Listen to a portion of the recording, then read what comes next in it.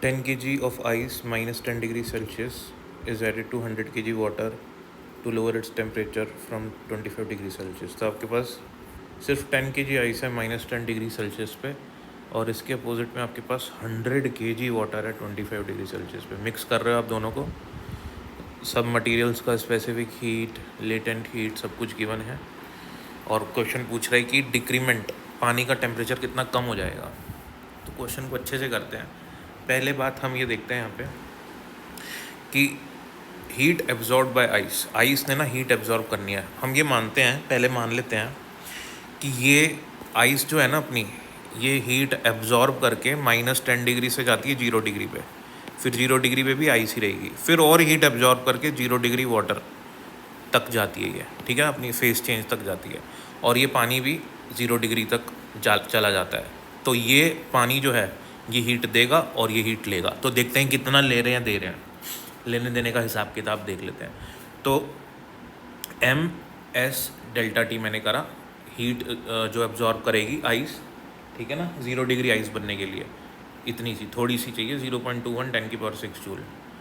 और दूसरी तरफ अब ये 0 डिग्री जब आइस बन गई तो इसको 0 डिग्री आइस से वाटर बनाने के लिए MLF अमाउंट ऑफ हीट चाहिए, M मास 10 kg, और LF की वैल्यू अपन को क्वेश्चन में दी हुई है, ये देख सकते हो आप इधर, ये दी हुई है latent heat of fusion. Multiply करेंगे, ये अपनी आ गई हीट रिक्वायर इसको स्टेट चेंज करने में। तो टोटल कितनी हीट चाहिए इसको, टोटल हीट कितनी चाहिए, हीट एब्जॉर्ब बाय आइस हो जाएगी 0.21 + 3.36 10⁶ जूल, इतनी इसको चाहिए।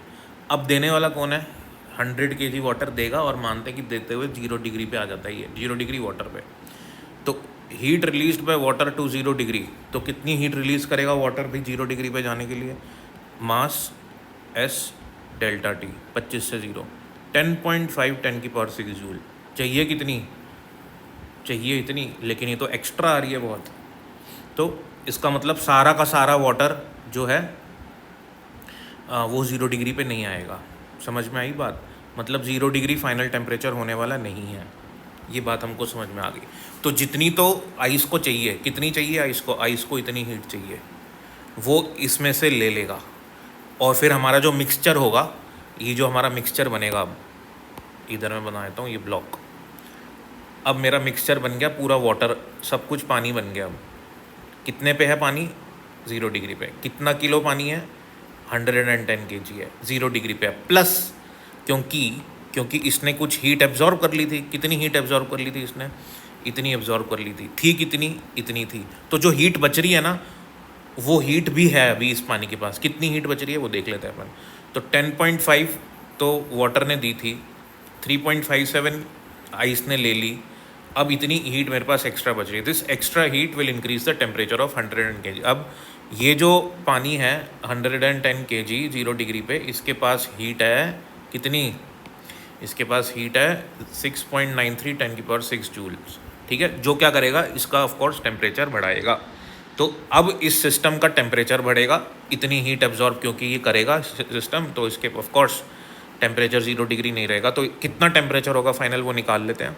तो MS क्योंकि पानी है, मास टोटल है इतना, स्पेसिफिक हीट हो जाएगी 4200, डेल्टा टी मतलब फाइनल टेम्परेचर, और इनिशियल 0 है, और कितनी हीट ले रहा है ये, इतनी हीट ले रहा है सिस्टम पूरा 110 किलो पानी।